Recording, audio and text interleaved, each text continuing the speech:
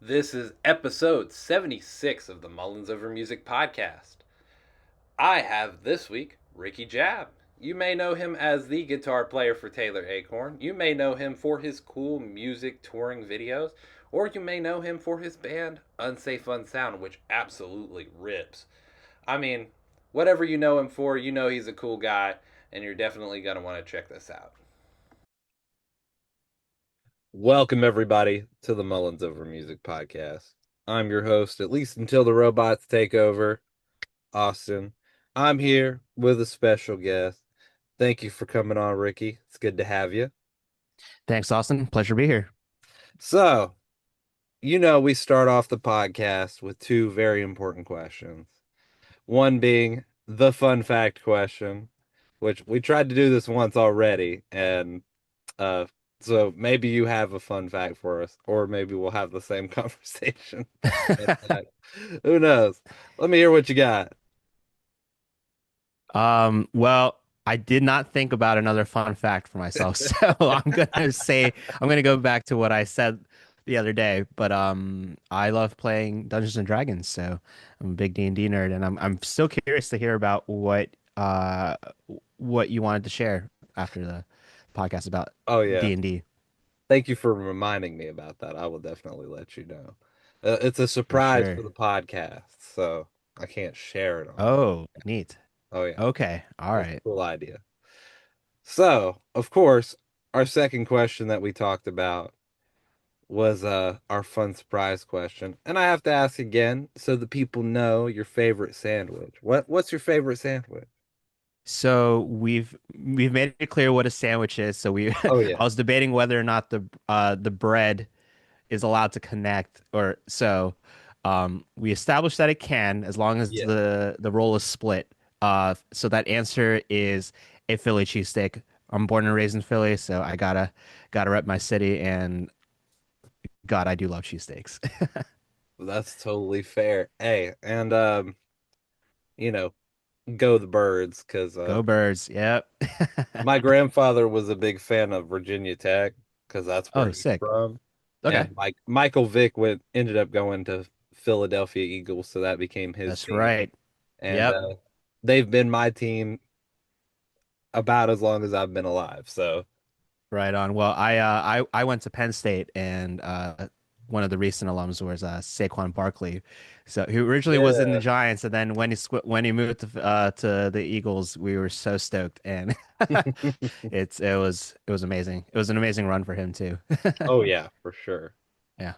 Well, let's get into some fun music questions because that's what the people are here for. All right.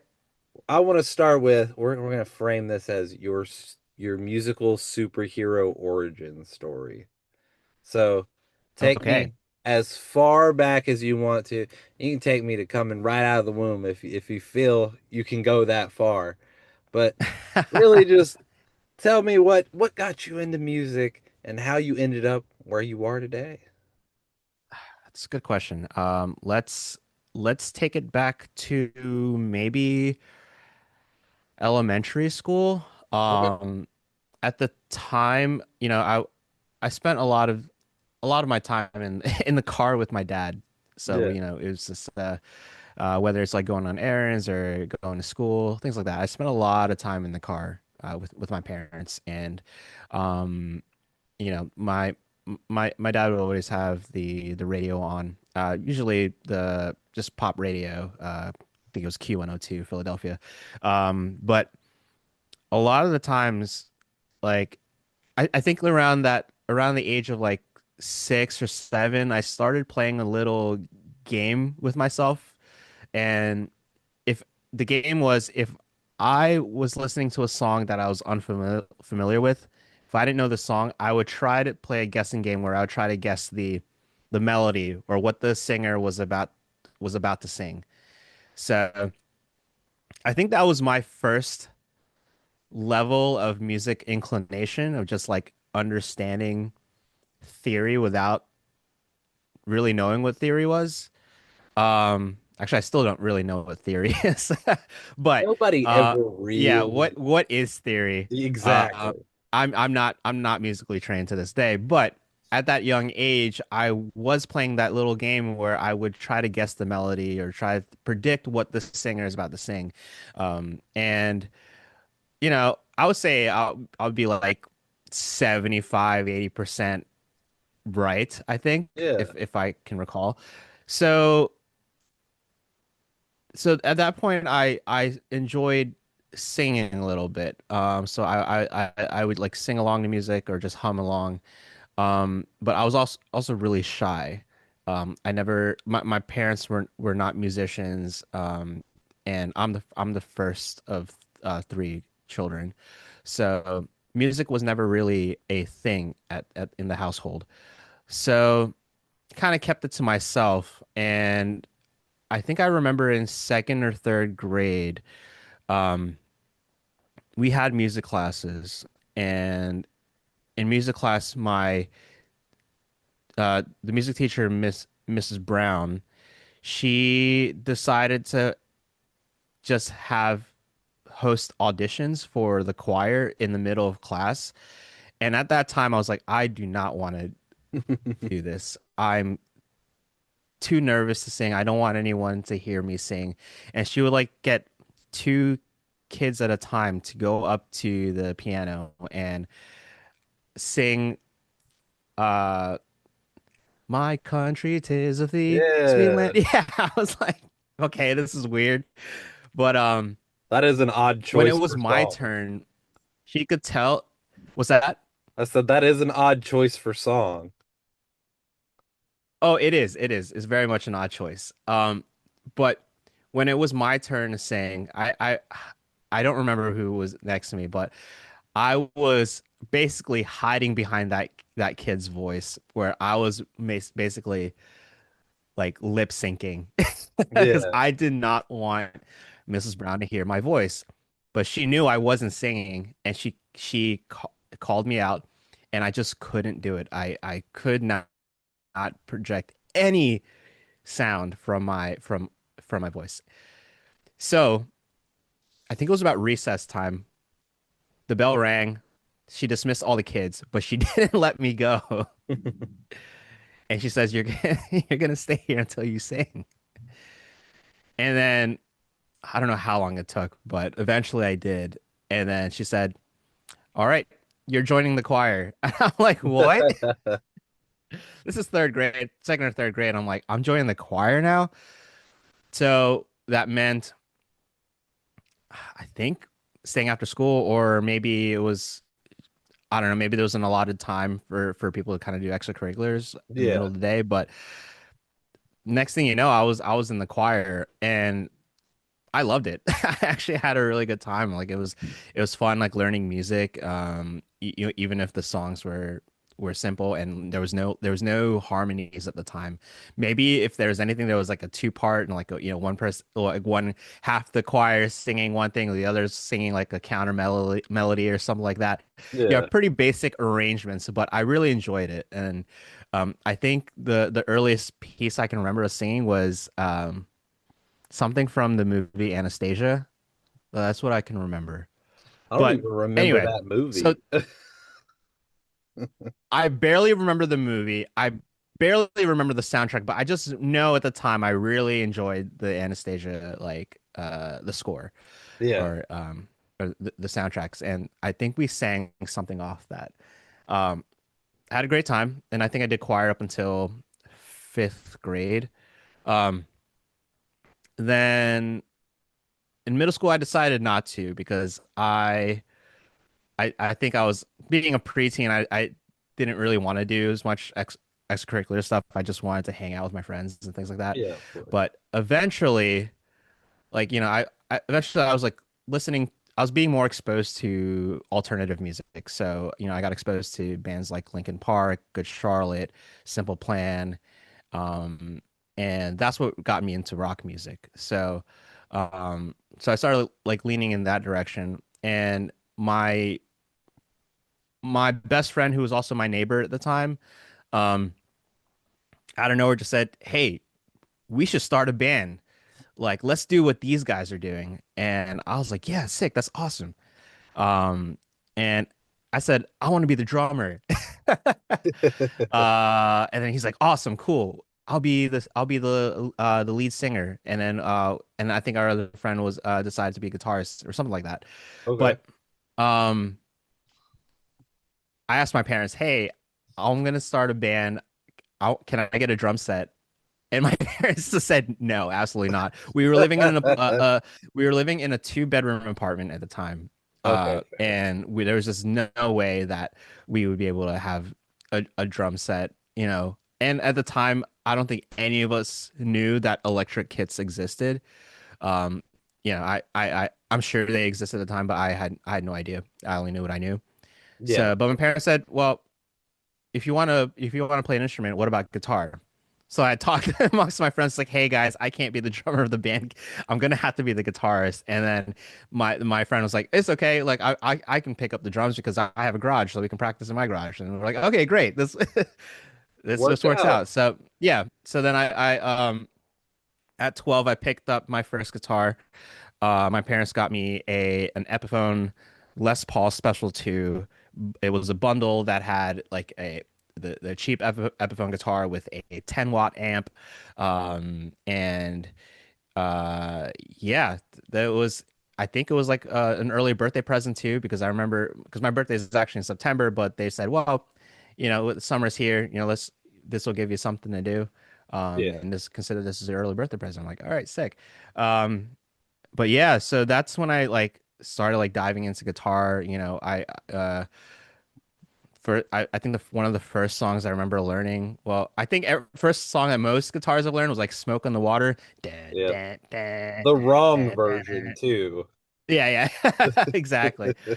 I mean, especially like this was 2002, so like all the guitar tabs online were just totally wrong. Oh yeah.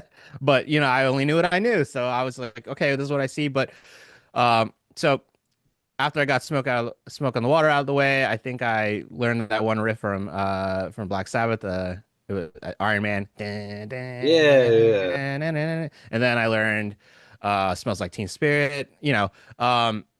But then I was like, okay, let me start learning songs from bands that I really do like. So it was Linkin Park, so I learned Faint, and uh, then at the time, I think I started like diving in more to the alternative scene. So, my friend burned me a CD of My Chemical Romance, Three Cheers, and I was on AOL radio a lot. So if anyone remembers the dial-up days, like AOL. yeah, there was a radio station, like an online radio station, and then it was like before Sirius XM, before any of the other satellite radios or any online radios, Pandora. But Yeah. AOL had one, and it was you know I tuned into the rock station, and then that's where I discovered my favorite band of all time, Thrice. And when I heard Tepe Terenici's playing, I decided I wanted to play exactly like that guy.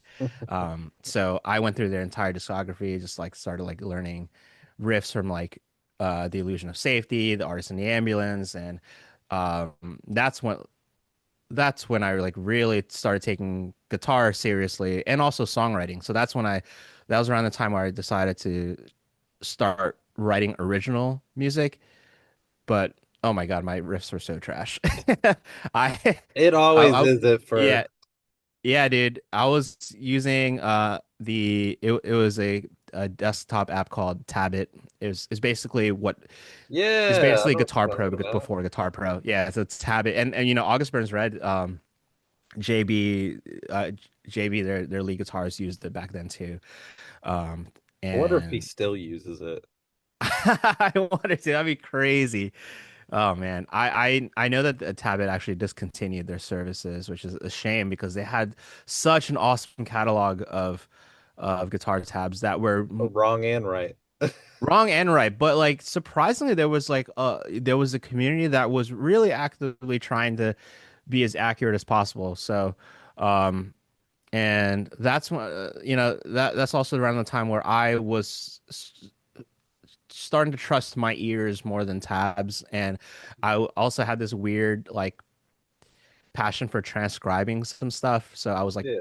I was transcribing thrice songs, or I forgot what other band I was transcribing for, but um, it was that it was just out of passion of just for music, and also it was also helping me understand theory with through tar tabs. Like, I started to understand intervals, like, how relationships between notes, but through numbers and not musical notes. And so in a weird way, I was understanding the math of guitar. Yeah. Um, but yeah, so for a while, like, I was just really really like all the way in on guitar. And that band that we started did not last long. We were called 13 Sundays because we formed on June 13th, and it was a Sunday. um and then we That's not made a terrible name. not a terrible name, 13 Sundays. And then we didn't write any songs, but we took a photo and we posted it on Zanga, and this is before MySpace existed, so we were on Zanga. uh Oh, Yeah, but anyway, the band didn't really last long, but we were still jamming around, like, kind of like just playing like random covers. Like we did a couple thrice songs, and but not well, by the way, because we were not well. Yeah, we were fair all enough. beginners at our instruments. But eventually, you know, we started taking things a little more seriously, and we were like, okay, let's write some real songs after getting our chops, like, our chops up a little bit.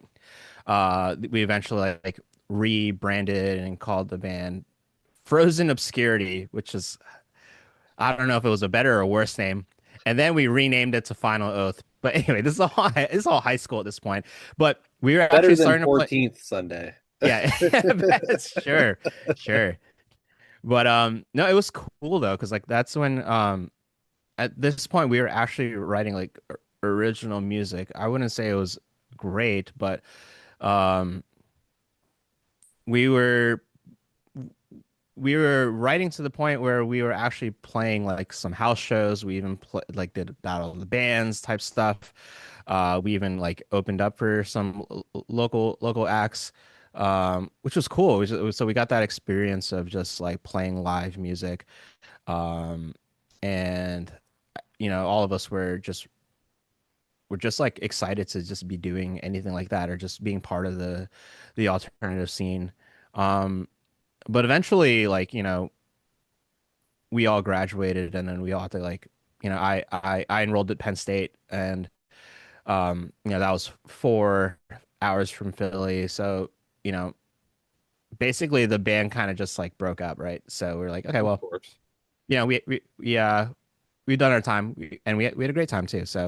Uh, so through college, crazy enough, I put the electric guitar down.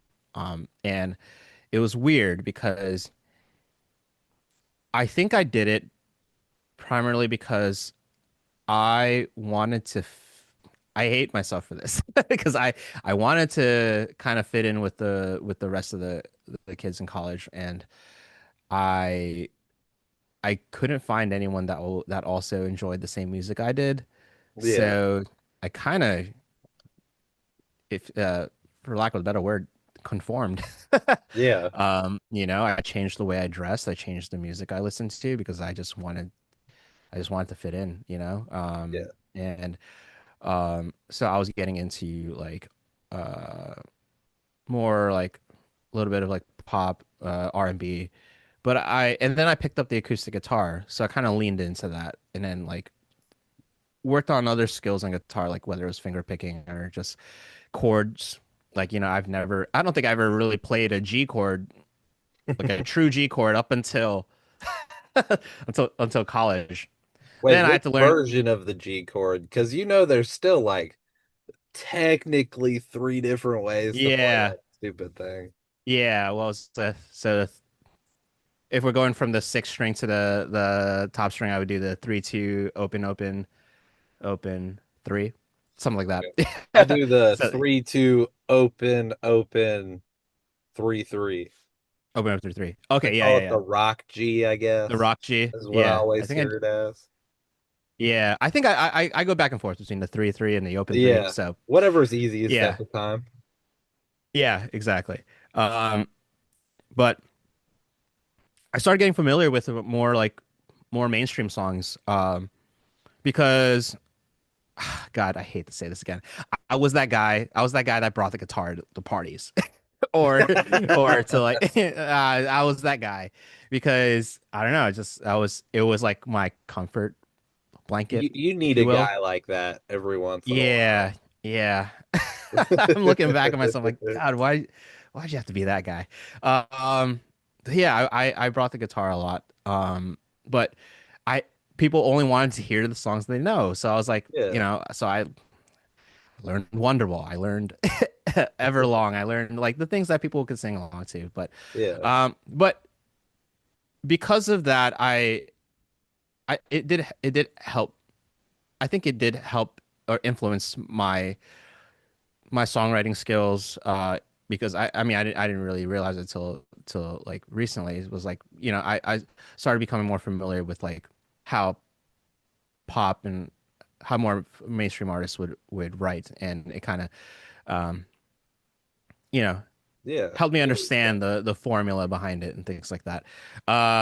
But then I also like leaned into the singing more, and then I joined an a cappella group, and then I sang in an a cappella group for about 3 years, and then I even started an a cappella group after and continued that for another 4 years, like even beyond college. And then through that's when I got into music production because my a cappella group at the time started recording music. To start just like recording through a microphone and then stacking all the vocals together, getting them produced and mixed and mastered. Yeah, And I thought that was really cool. And I was like, oh man, I think I want to become a producer because for our band back in high school, um, I didn't realize I was the producer for the band, because we were recording our guitars like into like Audacity. Oh my God, yeah. what a crazy time that was. Audacity. Yeah, dude. Oh, bro. Oh, I love it. Yeah. Oh my God. Yeah, I love Audacity. I loved Audacity at the time, and looking back at the stuff that we put together, it was, oh man, it sounded so trash because like I had no concept of mixing or anything like that. But Of course. I understood like panning and like Yeah, and volume automation, and that was it. That's how I mixed everything. And it was just volume and panning.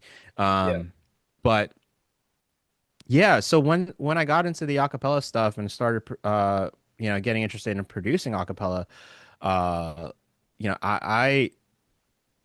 I went all in again. Like this is like around 2015, 2016 now, and I like this is bad. I maxed out my credit card buying all this equipment.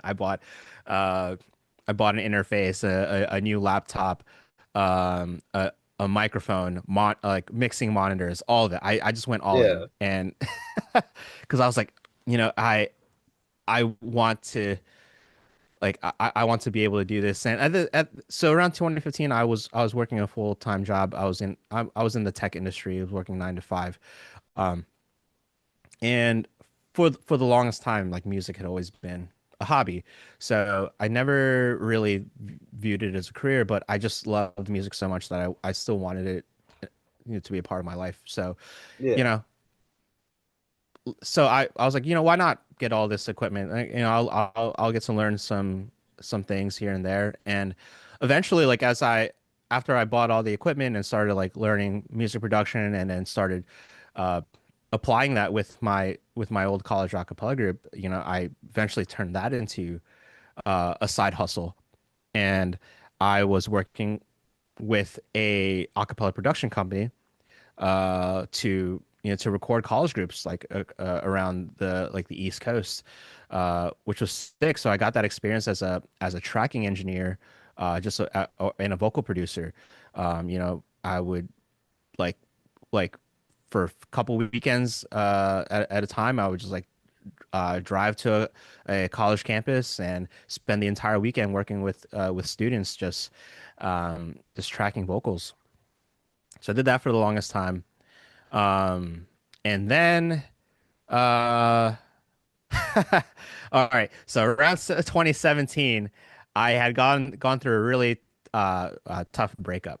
Yeah. So this is the origin story of um my newfound love for guitar again. Yeah.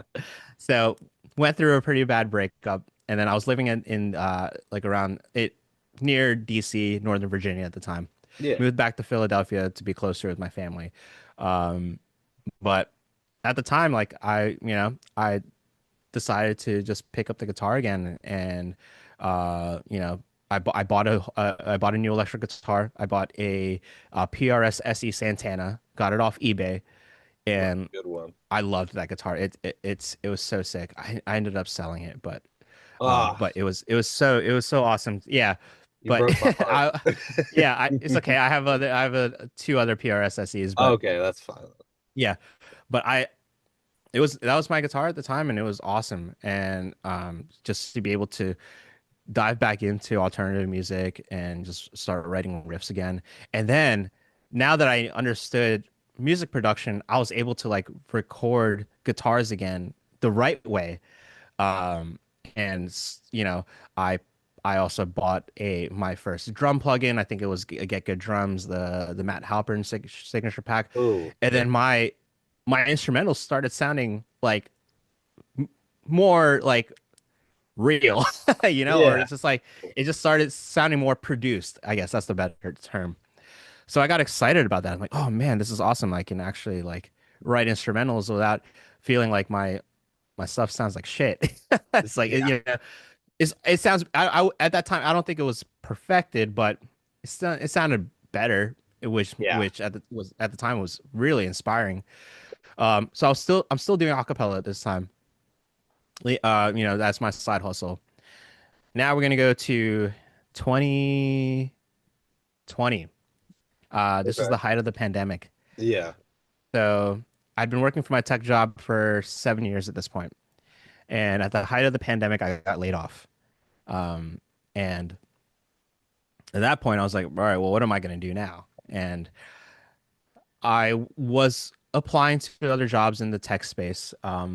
But I also did get like about 6 months of an unemployment checks, as Yeah, most of course. people did. So I was like, well, I could kind of like just ride it out a little bit and kind of see what I can do with music. And I did a little like a few collabs with some friends, like just some covers and things like that. And then eventually I kind of leaned into YouTube and I said, oh, well, let me put out some full on covers. I did a cover of Ohio's for Lovers. I did a cover of For a Pessimist, I'm Pretty Optimistic. Um, Put it on YouTube and I had a lot of fun. Oh, and also did like Breathing by Yellow Card. But anyway, eventually my one friend said, hey, why don't you post on TikTok? And then I was like, oh no, that's a that's for like Gen Z. I That's don't for think I'll fit in. babies. Yeah, yeah. Like no one's gonna watch this. And eventually, like I started like scrolling around TikTok, and I saw like there was definitely a niche for alt kids, Oh yeah. like or elder emos. I didn't know, and I was like, oh man, maybe I could post some covers. And also I was also that was the era of TikTok where people were doing a lot of duets. So Yeah. I like there would remember. be like instrumentalists like on the piano or the guitar. It was like, hey, duet challenge, like duet me and like sing a song. But it was all pop songs, and I was like, there's no karaoke for pop punk or emo music. So that's how I figured out what my niche was, and then I started posting like instrumentals. So the first instrumental I posted was "Face Down" by the Red Jumpsuit Apparatus, and then I did "Sugar We're Going Down" by Fall Out Boy, and then like I started posting more, and I was laid off, so I had the time to post every day. Yeah. Um, and I because I was posting every day, like I was building traction and videos to get like tens of thousands of views, and then next thing you know I hit 10,000 followers, and I'm like, whoa, this is crazy. Like videos are going viral, and then I'm posting like covers that have gone viral, and that's sort of like what started this whole music career for me. And that's when I decided I don't think I want to go back into the 9 to 5 uh, world. I think I can be a full-time musician. So, I partnered up with my new bandmate. So I met my bandmate Tyler of Unsafe Unsound through Yeah. TikTok. We started a business together. We formed the comma between LLC, started a production company, uh, and then as things progressed, I was still posting a lot of content. I was producing music, and then a year going to music full time, then I got the call from Taylor, or a DM, if you will. It Yeah. was actually a DM, and she said, "Hey, I'm looking for a guitarist. Do you want to go on tour?" And then, I've been touring with Taylor for like the past 5 years now, and that's Yeah. sort of where we are now. And it's absolutely nuts to say like I went from a kid who did not want to sing in the choir in third grade to a guy who is touring around the world, Yeah. playing arenas and things like that, which is nuts. So Oh yeah, for sure. yeah, dude. I love it, man. Now, I found you. Well, I mean, I've been listening to Taylor, so I found you by proxy. But what really caught my attention was your in-ear monitor video, Oh yeah, which, by the way, I use those all the time now. nice, I have two pairs that I use, and I've turned some other people on to them. They like them. right on, You're dude. starting a revolution with in-ear monitors. Hey, oh man, They're they are an comfortable absolute game too. changer, man. Yeah, for sure. I'm like, some in-ear monitors are not very comfortable to wear at all. Hmm. Now, I still need to replace the little plastic pieces with like some molded ones Right. just to make them a little better. And I'm allergic to latex, so Ah, the gotcha. Yeah. latex, and I'm like, ah, my ears are burning, and it's not because somebody's Yeah. talking about me. No, I'm just kidding. Oh no. But yeah, no, I'm still rocking the universals now. My first big in-ear pair that when I started with Taylor, I did get the custom molds, but Yeah, they broke, and then I just like, okay, I don't really want to shell out thousands of dollars on a pair of in-ear yeah. monitors, so I just went back to universals. And um, yeah, but right now I'm using a cheap pair from Amazon, and it's freaking amazing. Yeah, those Like, ones are I have those. dude, they're incredible. For me, like as far as my in-ear monitor mix goes, like I have pretty basic needs. I just need to hear the click, my guitar, and a little bit of everything else. Yeah. And that's enough for me to play a show. Um, and yeah, I mean, I just Mad having two respect pairs of that the you put Amazons. those out. Yeah. Yeah, for real. That's what's awesome about uh music technology nowadays.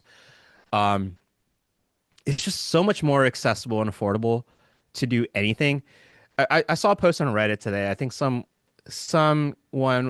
posted on the music maker subreddit. It's like, why aren't people going to studios anymore? It's like, I mean, the truth is that we don't need to spend thousands of dollars going No.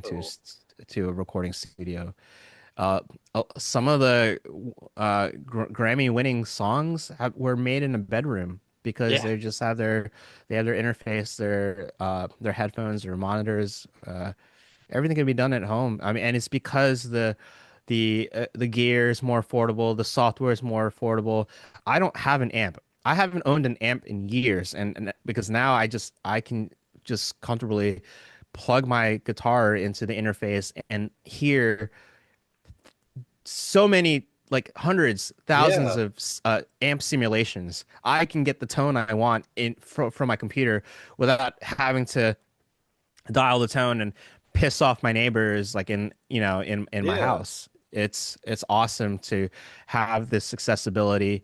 With me and my bandmate in Unsafe Unsound, we are totally DIY. We're 2 states we live in two separate states. I'm in Tennessee, he's in Virginia, and we can just like meet on uh Muse, which is like the music version of Zoom, and just write songs in real time. And actually, at one point, we were working on two separate songs at the same time, and just passing files back and forth. And next thing you know, we had two songs done, which is That's awesome. crazy. And you know, I think, and yeah, the point I'm trying to make is that it's so much easier to make Yeah. music these days. There's almost no excuse. Oh, absolutely. Mhm. And I mean, let's for the viewers, let's make sure you're aware. We're not saying AI music is the way to go because that is not a form Right. of accessibility. That is a form of laziness. Yes. Agreed. See, Yes. you want effort in the skills, but you want accessibilities in the way you can create and use your skills that you've developed. 100%. Yes.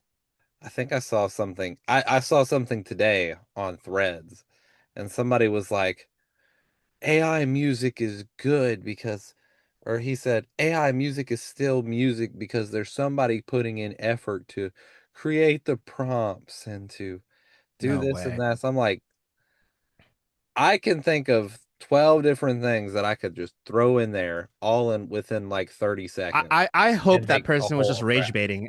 I hope they were just rage baiting because that is a They had a whole list. oh okay. They're absolutely Like nuts then. I was like, you're joking. Like this can't be a real person. I mean, well, I guess it can That's be such a Sam weird thing to Altman. defend. Yeah, I know. And I was also listening to something today. She's on YouTube. I can never remember her name. She's Mhm. cool. I'll send it to you later. But it was like all these Warner Music Group and Universal sued the AI companies for using their music. Mhm. And then partway through it, they ended up instead partnering with each other. What? That's So wild. Universal Music Group and Warner Music Group have a thing where you have the option to opt out of your music being used to train the AI. But first off, do you really? And secondly, Mhm. you know, it's all copywritten material. UMG can say, well, I'm going to give you all my, hundreds of thousands of songs of catalogs that I've owned over the years. And now somebody can just go and type in and not put any effort into it. I know. It's insulting. It is Yeah. insulting. Yeah. We've put so many years of effort into into guitar and all the music stuff that we have put genuine time and effort into just for Mhm. somebody to go on the computer and go, I would like a song that sounds like this. And then you're like, well, Yeah. and Spotify's been promoting the hell out of it. I was Mhm. on Spotify the other day. I went, that's not a real band. I looked at it, definitely wasn't a real Oh band, my but they were gosh. promoting it.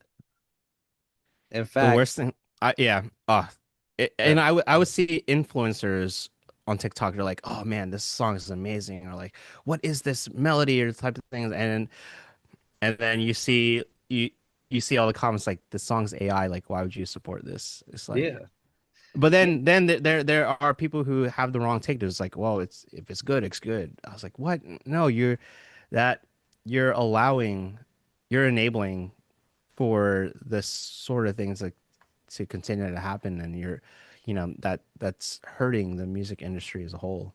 absolutely. Yeah. If you go to like a jazz playlist on Spotify, Hmm. um, it's a good chance that if Spotify recommends it to you, 90% of it will be AI.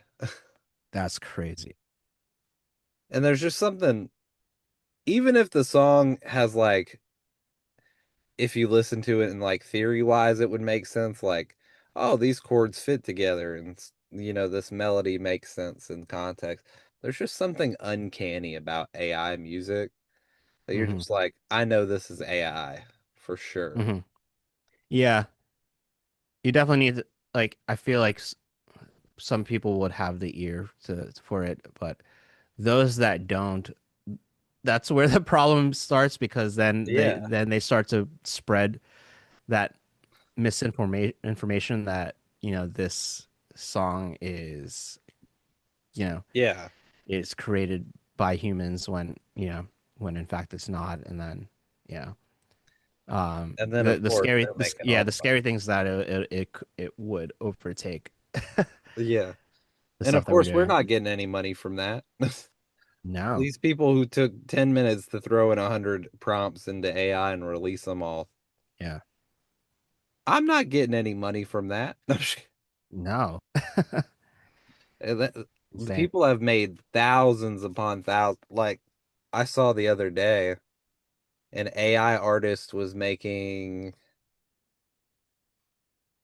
almost $280,000 Mhm.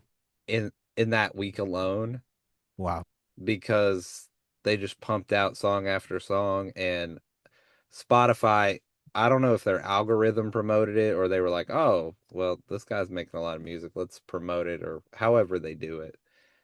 But it ended up being so much money. I'm like, most people who spend their lives, working on music and really trying don't even make 10 cents from this. And you're telling me this Yeah. guy who spent 30 seconds putting out prompts has made $280,000? That's so crazy because, there are so many starving musicians and producers out there, including myself. Like Yeah. I'm still like constantly looking for work and get, session work and things like that. And to know that people would rather hire um or would rather type in an AI prompt to get some guitar riffs as opposed to hiring me to write guitar riffs is Yeah. um And you it's write wild, sick dude. guitar riffs. Oh, thank you. I appreciate Yeah. that. Well, who knows? I I might be was losing the AI now. I I know so much, so much for us being in the music industry. Now we got to go. I guess we got to go learn how to juggle or Yeah. something. Go It's join the crazy. circus. You're right. Well, I was gonna say it's like it's crazy because like I already have imposter syndrome and I constantly compare myself to other guitarists, but now I have to Yeah. now I have to compete with the AI, which is uh You remember the yeah. era of like the Instagram guitarists, the gafakists, Yeah, as yeah, some yeah. people have named them. Yeah. Shout out to Stevie T for making that funny phrase, gafakists. But like people go on there and fake all this stuff, and you're like, Mhm. man, that's so good. I wish I could play like that. And then realize that they never played it to begin with. Yeah. Or they played it in like 50% speed or something like that Yeah, and and just sped it yeah. up. Yeah. There was a Crazy. drummer who was they might have been there was a drummer that was going to sign in for to be the drummer for Archspire. Okay. And turns out the dude can actually play, Hmm. but he was not playing the part. He was middying out the parts and just playing behind it, or he was speeding his video up by like 20% when he could play it at full speed just fine. Hmm. It's like, what? You're making yourself have more work if you could have just played it right the first time. Right, right. Or you could have like actually spent the time to figure out the part instead of just half-assing it and then speeding it up and pretending Yeah. people wouldn't I mean, notice that you didn't hit nothing.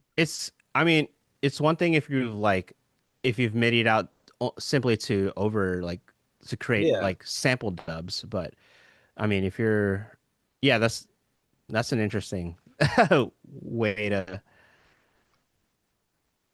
Yeah, it's just like create he the wouldn't performance. do Yeah. it. Like the dude could play it, but he just chose not to. Hmm. That's always strange to me when people go, Yeah. "Ah, I could play it if I wanted to, but I'm not going to." So I'm just gonna. Yeah, Crazy. It's a crazy time we live in. for sure. Well, let's talk about your gear because everybody wants to know what you're rocking. I know, All I right. know what want to know what you're rocking. So let me hear your gear. Go in as much Yeah, man. detail as you want. For sure. Let's talk gear. Um, for touring, I'm currently rocking the PRS SE Custom 24 quilt. So that's like, yeah, I would say 99% of the time I'm using that guitar. And then for my spare, I have the PRS SE uh CE 24. That's the So like orangey one, right? the red one now. Taylor plays it like sometimes I have Taylor play it on for Hangman and some I think one other song, but um yeah, no, it's just those two PRSs, 24 frets. You know, they use the 8515S humbuckers. Sounds great. They're both Indonesian made. Rep in Indonesia because I'm Indonesian, so I'm stoked about it. Um, and I also can't afford the core models. So, Four but no, models are $3,000. I yeah, understand. no thanks. But no, um, I love the PRS. They're workhorses. I was endorsed by them, and then I actually decided to exit the endorsement Yeah, primarily because I'm actually currently in the process of uh, switching to a new company. yeah. I can't really disclose. Well, sure, I'll disclose it. I Okay. mean, If you um, can't, I'll cut it out. okay. No, I can, I technically can. It's just I don't. I just don't have a guitar to play for it yet. Oh, fair enough. Fair enough. But I'm actually working with 1919 guitars. Ooh. Um, and they're actually custom building my guitar as we speak, and it'll be a it'll be an artist signature, which I'm stoked about. Um, but it's gonna take a couple months to develop. Oh So yeah. Did they so send you a prototype to check out yet? I just spec'd it out. So Okay, cool. I sent it over. So I have nothing to mess with. But Yeah, um, yeah. So it got spec'd out. I'm trying to basically build like an SG style type yeah, guitar. So I've always been a fan of that shape. Never, and I don't own any right now. yeah, But uh, and the nice thing is that they are non-exclusive, so I can still play the PRS. I can play it pretty much any guitar, you know. yeah, So stoked about that. But yeah, no, right now for this tour, using the PRS SEs, and with that, I have my Sennheiser EW100 guitar wireless system. Have had that for about 4 years now. So that's what allows me to do all the spins and guitar flips. yeah, Yeah, I cannot go hardwired anymore. I don't think I can ever go back to that. I've actually had to play a few shows hardwired because we had some bad like RF like interference. yeah. But I managed to land guitar flips with the hardwire. Of course. Yeah, figured it out. But no, the Sennheiser is a great. They make great wireless systems. So, um, yeah, the EW100. Yeah, Um, and so I'm right now. I'm just thinking in the order of signal flow. So guitar to the wireless. Next is my Neural DSP Quad Cortex, which is actually right here. Show it to What do you think about the mini? the mini is cool. Well, so I'm rocking the Oh, the OG. full I don't know if size. you can Yeah, see. Yeah, the full size. I'm actually working on the updating the Taylor Acorn patches. yeah, So I was working on that earlier today. Um, the minis are cool. I think they're great for being lightweight. I just can't justify the price being only yeah. only $300 less than the That was my thought too. the regular size. Yeah. I was like, bump it down like 200 more and it's perfect. Yes, exactly. So like, if I were to get another QC, I'd rather just drop another 300 for the bigger one. Yeah. Um, but I think the mini is great, especially for studio. And you know, if you're trying to save space, or you want to travel lighter, I think it's great. But no, I've been using my Quad Cortex for 2 years now. And it's a workhorse. It's awesome. It gets all the tones that I need. And I have that MIDI. Um, I have it MIDI programmed, so I don't have to stomp on that the quad cortex anymore. Yeah. You've probably seen in my my Yeah. recent videos that playback uh, just automates all the scene changes for my Which quad is so cortex. nice. It's so sick. I love it. You know, I only ever walk up to my quad cortex to tune my guitar. That's the Yeah. only time I ever need it.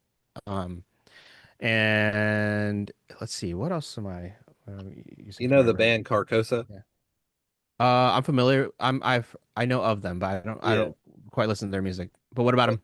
Um, so they have a song from their newest record that I think changes tunings.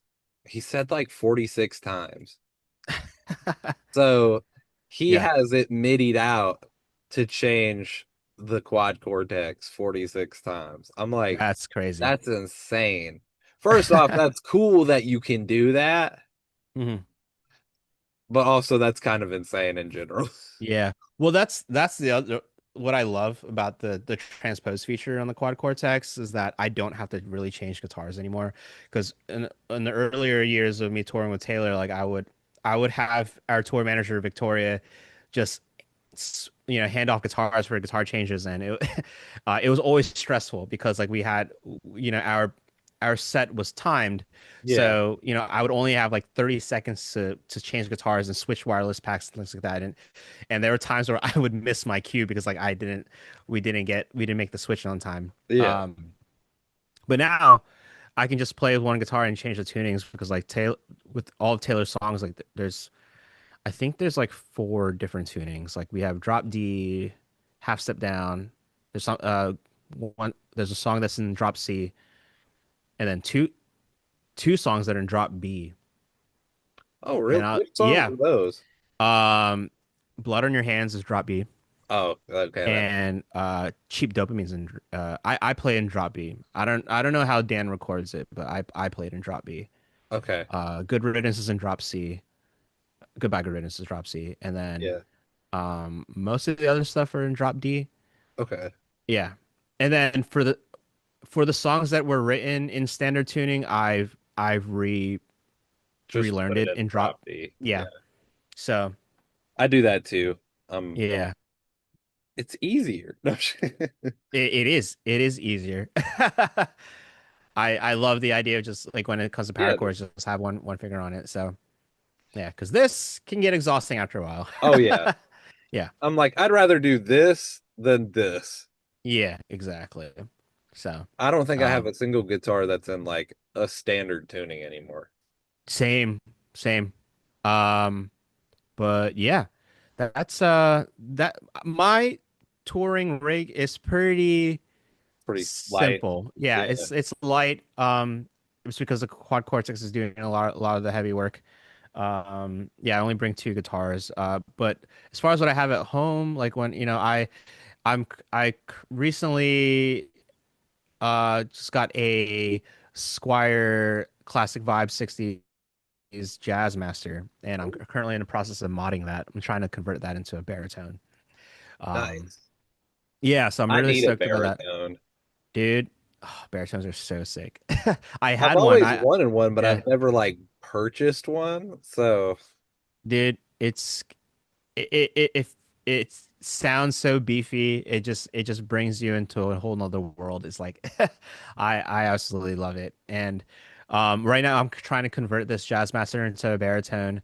I you know I First, I put on like a set of like uh I put on a set of 13s on it for the yeah. strings, and then that was too heavy for it because then it just was buzzing all the way. So that I brought it back up to 11, but now the lowest I can go is drop B, and I want to go lower. And Yeah. then but the solution is only change the neck, and because it's a 25.5 inch scale, Yeah. so I need to get. I'm probably gonna get like a 27, 28 inch scale neck. Um, You could probably or find that on Amazon. No yeah, shit. for sure. I don't know if I'll do an Amazon neck, um, but I That would did make get for an interesting video. it. True, that's true, that's true. I do have some. Actually, I do have some Amazon guitars because I've done some um like brand deals where they would ask me to promote their Amazon guitars. They're not bad actually. What is it They're like, Donner? yeah, it's Donner. Yeah. They Um have some really good stuff. I'm not gonna yeah. lie. I was very satisfied.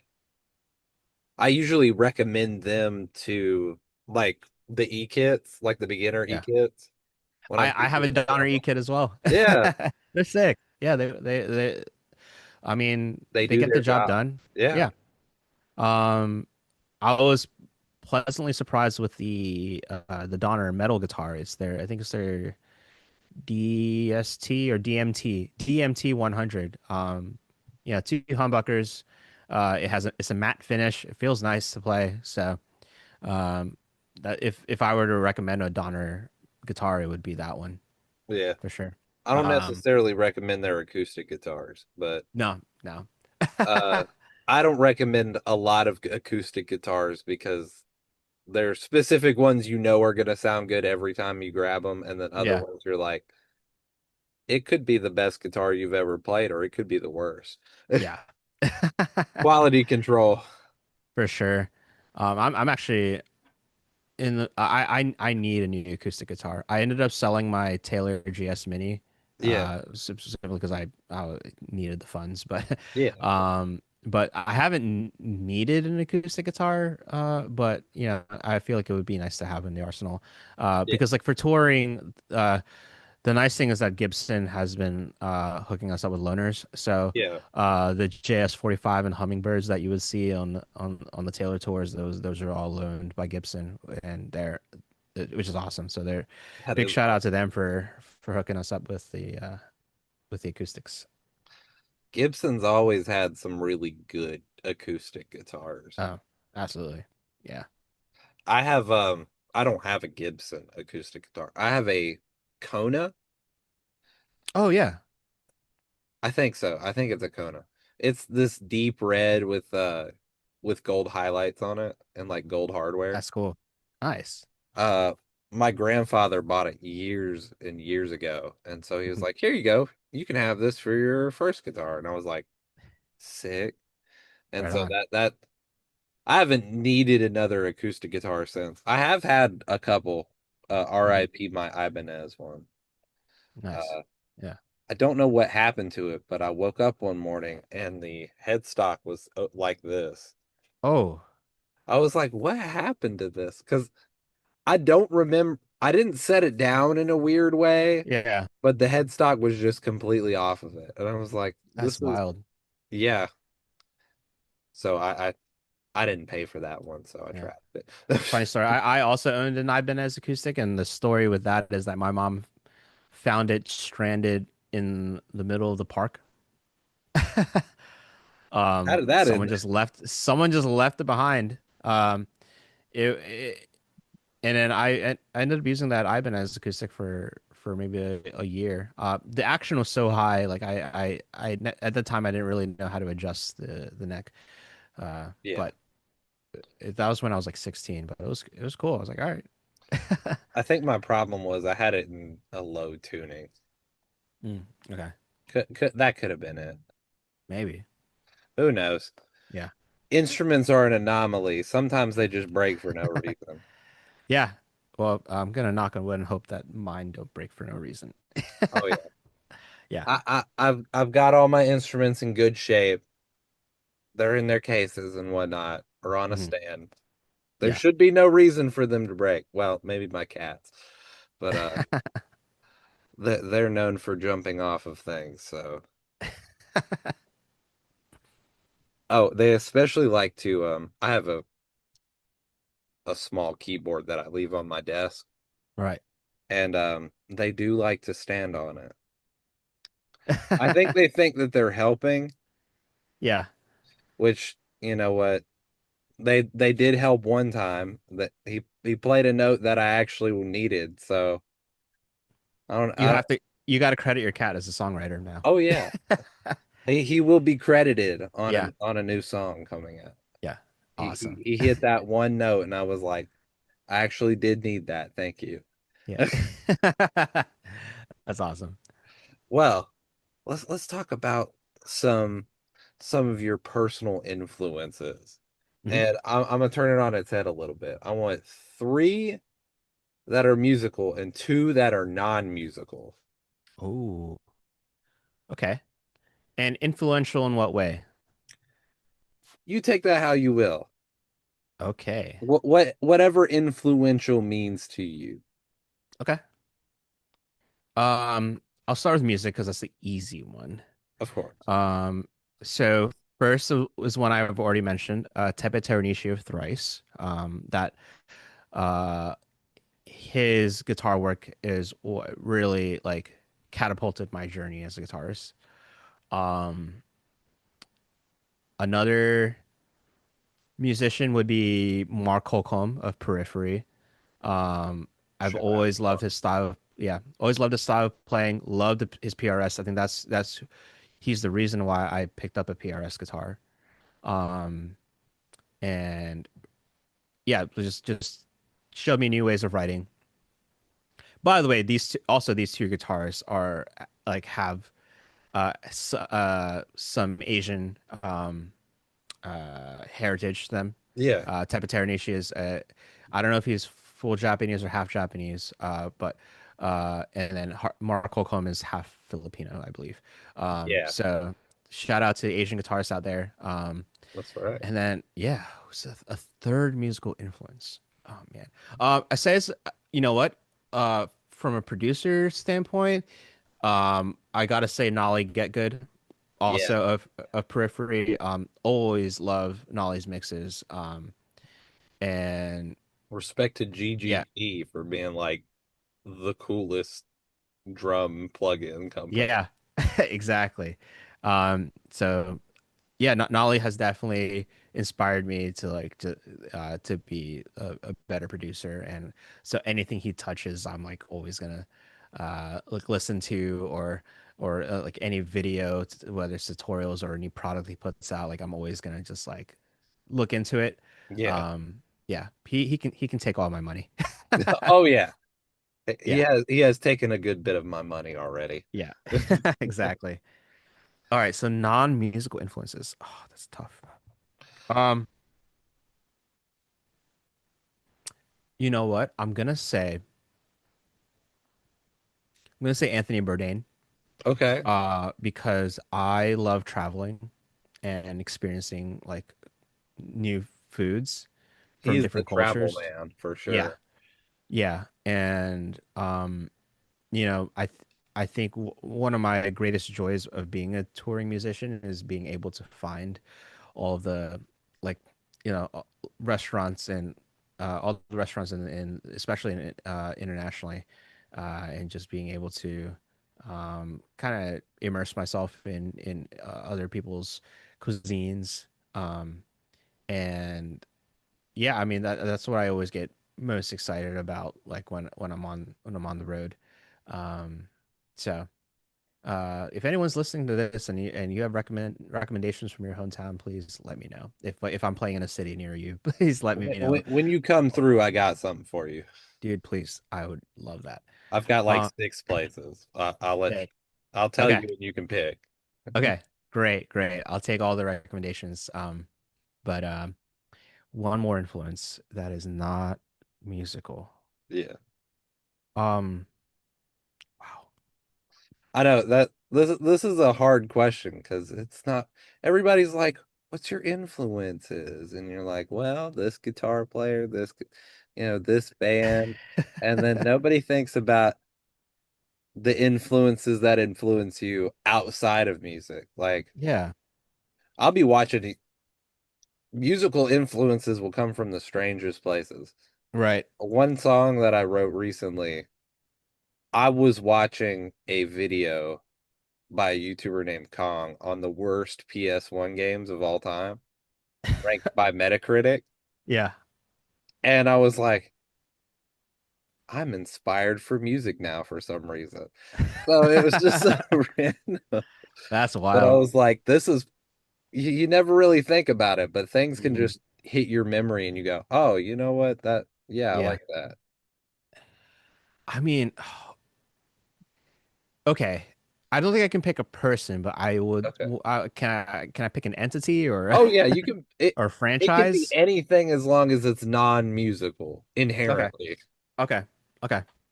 Um, I mean, I think it has to be. Oh man, I'm split between two. It's either it's Give me either both poke of them. Give it's me either both. Pokemon or Final Fantasy. Those two. I think Those are they perfect. yeah. Uh, both fantastic RPGs. Um, great video games, but also like great storytelling. Yeah. Um, those are the two franchises that let me that allow me to escape my reality for a sec and just be able to get immersed into their world. Um, so I mean, yeah, both still have a big influence on me. Like, if I wasn't like working on music or touring, like I'd be playing Pokemon or Final Fantasy. Yeah. Yeah. Well, since you brought both of those up, I have to ask what your favorite games from each is. Okay. Final Fantasy X. Okay. Um, Yeah, that's a yeah, good one. dude, I think I've replayed that at least 4 times now. It's I love the story. I love the gameplay, the summons, the monsters. That it's I mean it's such a cool it's such a cool world that they've built in that game. Oh, Um, yeah, beautiful game, and 10 I out of mean, 10. Titus is in it, Yeah, and Titus is cool. yeah, yeah. My favorite summon would be Bahamut. Bahamut is uh, Always the best summon in every yeah, one of always those. the best summon. But even like that's my favorite Bahamut of the franchise. Um, such a sick summon. I'm gonna throw a curveball at you. I'm gonna Go tell you ahead, my favorite Final Fantasy. It's go ahead. 15. Is it? 15's awesome. I love I that game. Yeah, so first it was Final Fantasy like 3 because that's the first one I played. yeah, And then it was I like Final Fantasy 7. I'm sure everybody does, sure, especially after the of course. remake. Yeah, But Final Fantasy 13 was my favorite for a long time, which I know people 13 don't was like sick. lightning. I People enjoyed have 13. problems. Oh, I well, love thank 13. you. I'm glad Yeah. you agree. And then I played Final Fantasy 15 and I was like, this is exactly what I would want. Like, Mhm, I know it's not like tactical RPG. It's a little more on the Kingdom Hearts hack and slashy type vibes. mhm. But I was like, this is story wise a really fun game. Oh yeah. And Oh, shame the on music's whoever incredible canceled. too. Yeah. Whoever Yeah. canceled that extra DLC and all the cool stuff they were gonna do, shame on you. Yeah. I was upset about that news as well, if I I recall. read the Yeah. book though. It is it's so good. And Really? I like have to check it out. I wish this was playable. Because you get to play as Man. Luna Freya, and she's got like all sorts of cool Oh. different abilities. Yeah. And Aranea, Yeah. everybody's fan favorite female That's so character. Freya. sick. I was so Man, that upset. yeah. Damn. That's a But bummer. they were trying to go the mobile game route during the Mm, end of its life cycle. And yeah, that that's didn't a work out mistake. for them. Oh, 1000. Yeah. Final Fantasy on mobile is fine if it's just a direct port. If you're making a separate game, it's not great. Yeah, no, I don't think I would even be interested in overheating my phone for a Final Fantasy game. No. They have Yeah. Red Dead on the phone now, by the way. How how's that even possible?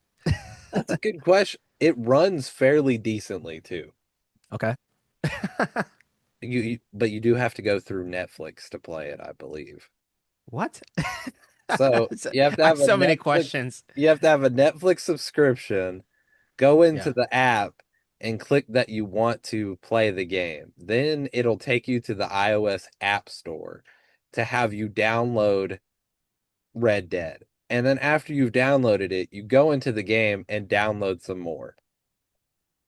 That's just gonna take up all the space on my phone. It's like 30 There's no way. gigabytes. I'm like, at That's this point, I'll just play it on a console. that's yeah. I'll go buy That's it. too much, man. Now, what's your favorite Crazy. Pokemon game? Um,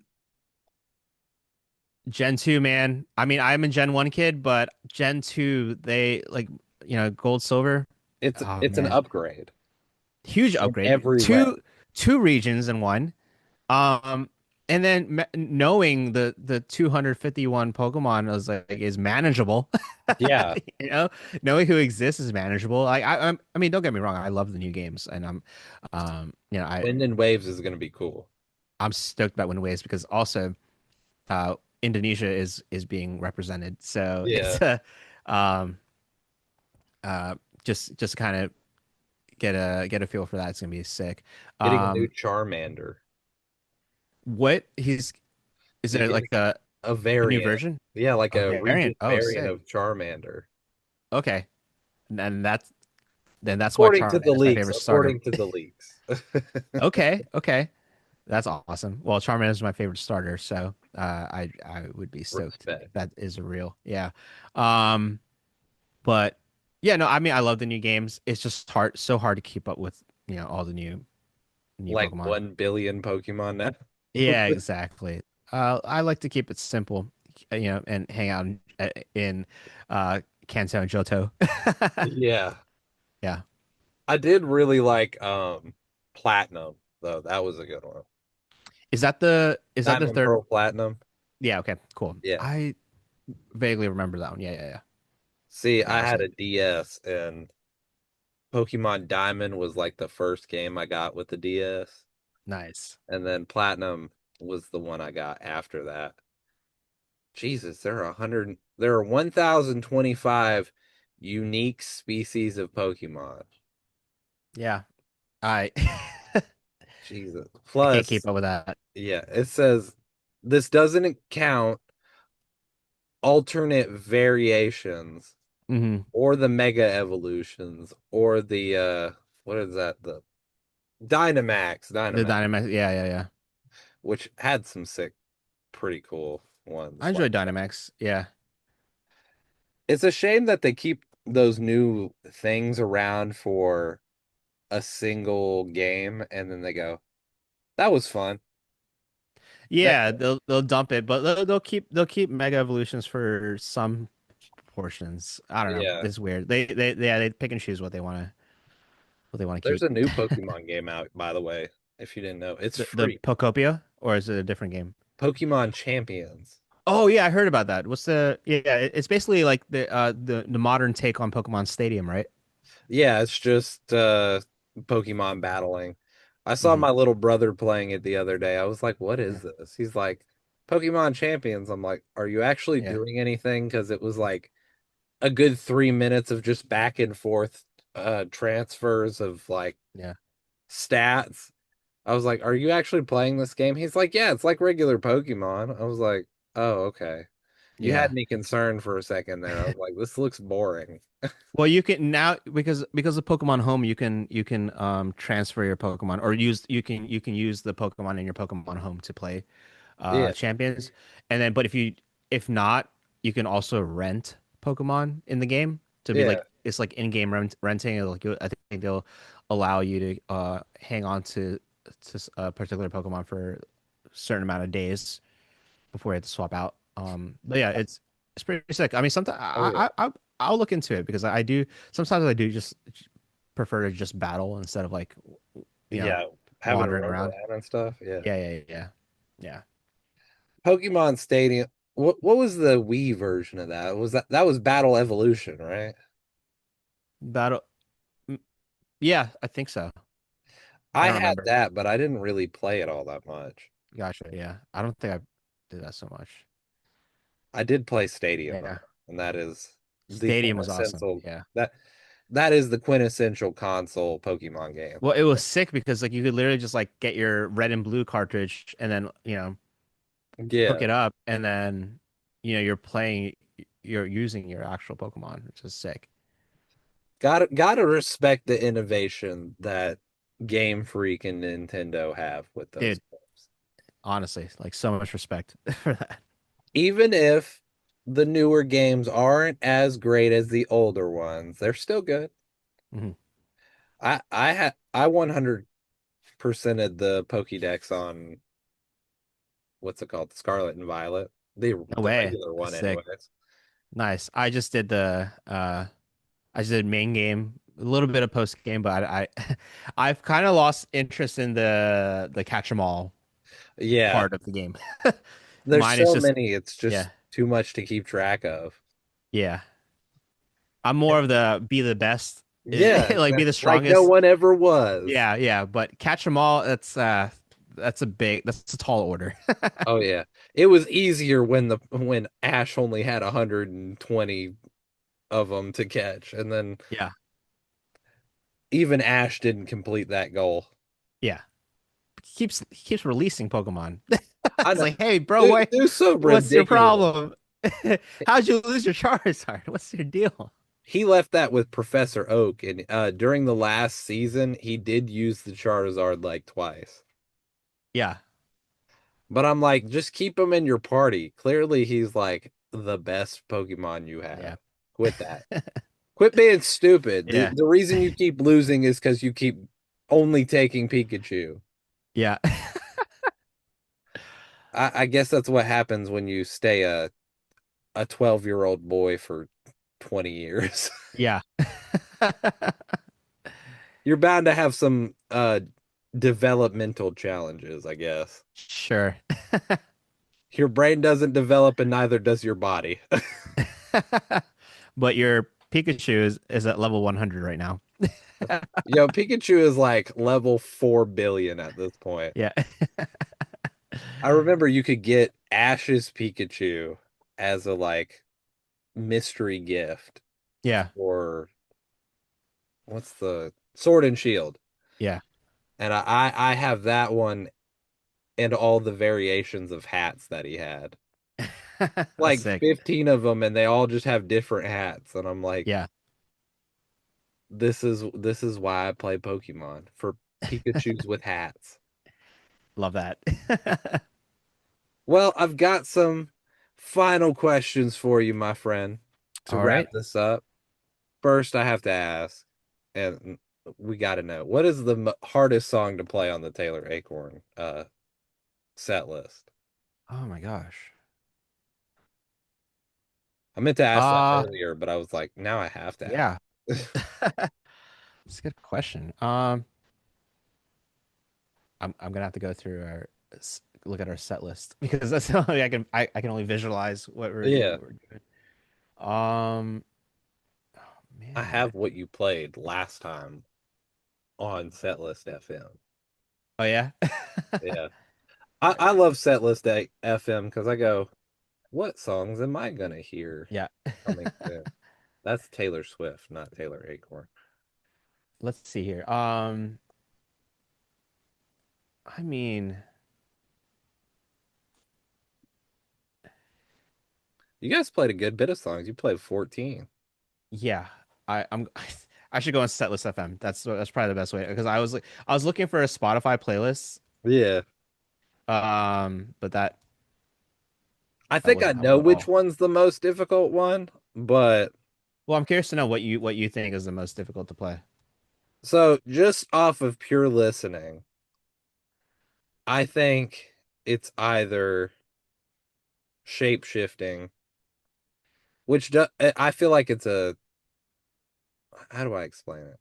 Like deceptively hard. Like I feel like her songs are deceptively more difficult than you would even think.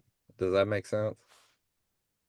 Yes, but funny enough, I think Shapeshifting is like one of the easier songs. Maybe the way is because of the way I play it. Um, I play it capo 2. Oh, Uh, that makes a lot of sense now. and that's because like I want a lot of like the open strings to kind of fill out the chords. Yeah, So a lot of the stuff I play is never I wouldn't say it's always accurate because what happens is like Dan would just send me the stems. Like he doesn't send me guitar tabs. It's like and I just learn by yeah. ear. And then sometimes I'll also kind of play it in my interpretation. Like so if there Take is some a power creative chord, liberty. yeah, if there is a power chord, sometimes I'll elevate that. I'm like, well, let me add A ninth. a ninth, Or yeah, or just like some open strings to fill out the space, to kind of give it like a new live feel for it. yeah, And then with the live version of Shapes, the thing like you'll even hear in the second verse, I wrote a guitar lick that's just not even in the studio at all.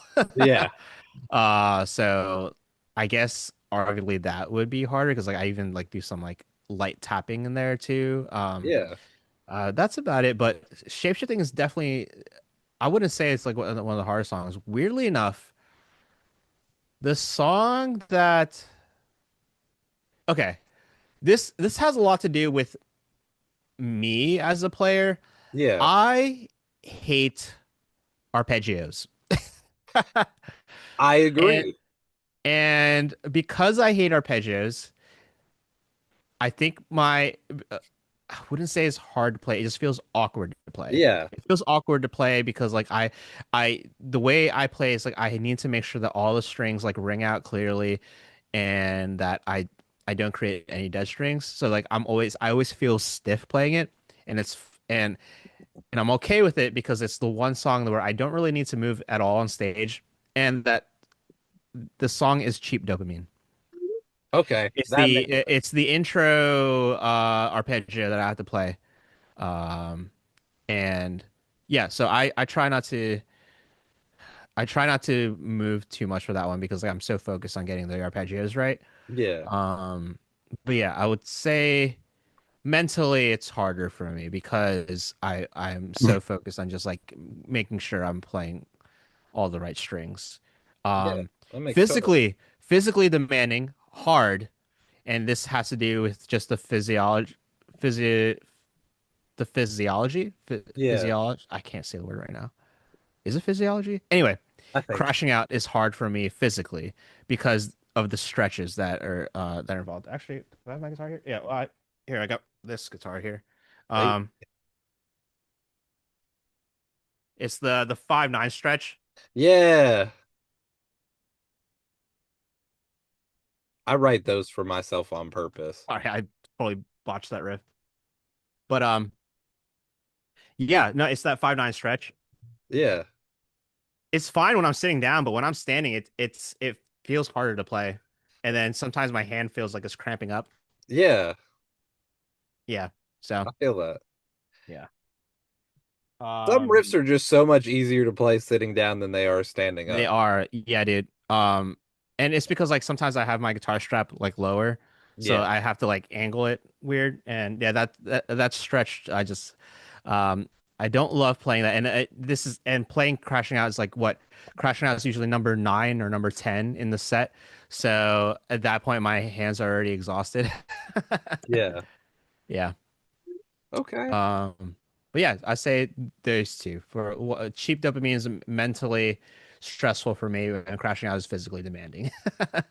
Okay. I like it. Yeah. What's your favorite song to play on the set list? Uh, let's see. Now I know what is my favorite out Yeah, of these, but I have two favorites.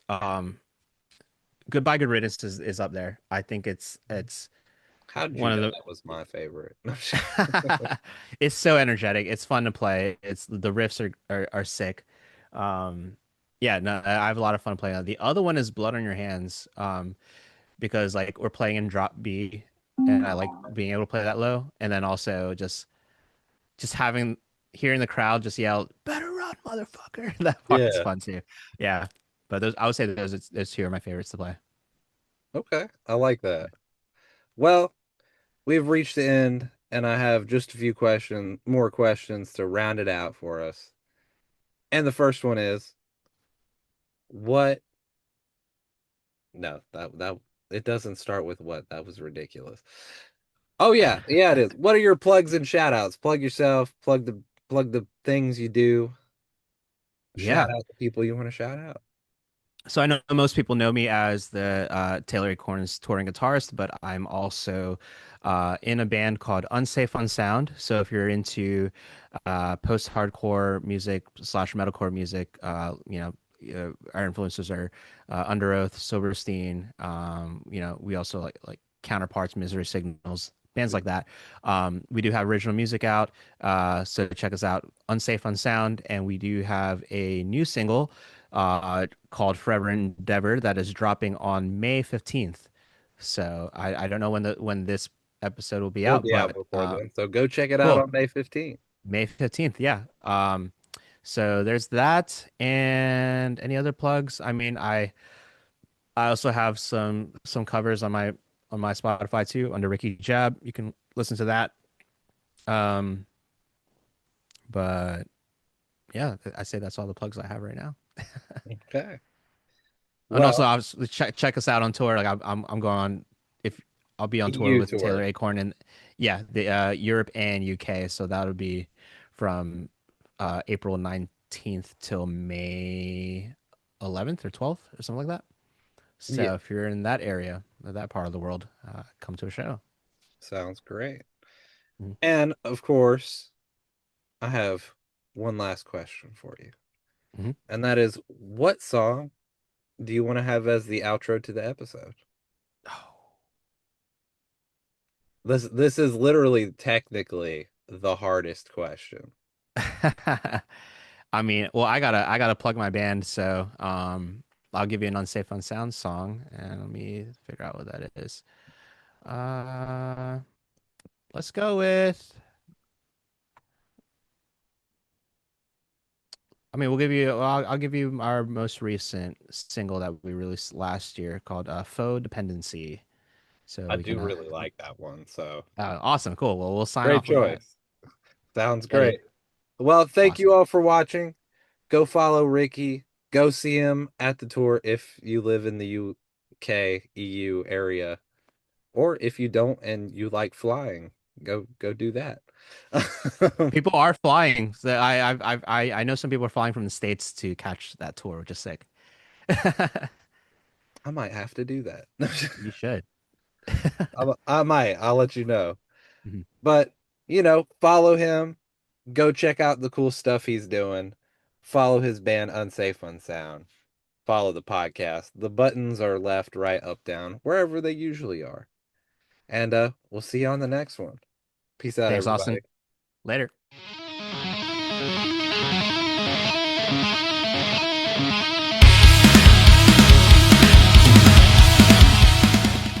This is the Mullins Over Music Podcast, episode 76, with your host, producer, and editor. That's me, Austin Mullins. Special thanks to guests Ricky Jab of Unsafe Unsound and Taylor Acorn. The closing track is Faux Dependency by Unsafe Unsound. You can check out Ricky at Ricky Jab on all socials. Go see him on tour with Taylor Acorn in Europe. And check out his band Unsafe Unsound wherever you listen to music. Thanks to Ricky for dealing with the internet issues we had the first time we tried to do this, and for being an awesome dude. If you'd like to support the podcast, you can check out the merch at the link in the description. The Patreon is now live at the other link in the description for early episodes, behind the scenes, extra content, and much, much more. Special thanks to viewers like you. Thank you, and until next time. As if I have a choice, and get to collect all I had to invest, but diminish returns are all that I get for time that I spent. Our eyes reflect shades of green, 'cause you have what I need, and I have what you always wanted.